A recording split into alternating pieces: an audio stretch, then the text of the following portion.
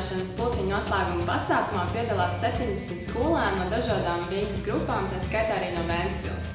2 dienu laikā bērni veido kopīgu projektu, kur programmēšana tiek sasaistīta ar reālo vidi. Grupās pa 4 bērni plāno, būvē, programmē katrs savu posmu.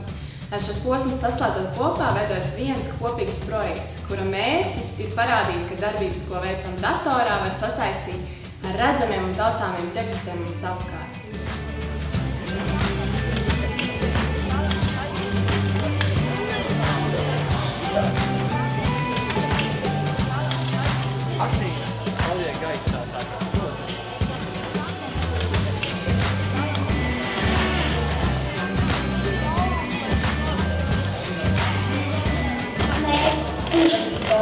Mēs bērniem nejautājām, tas man vēl ir jāatzīst.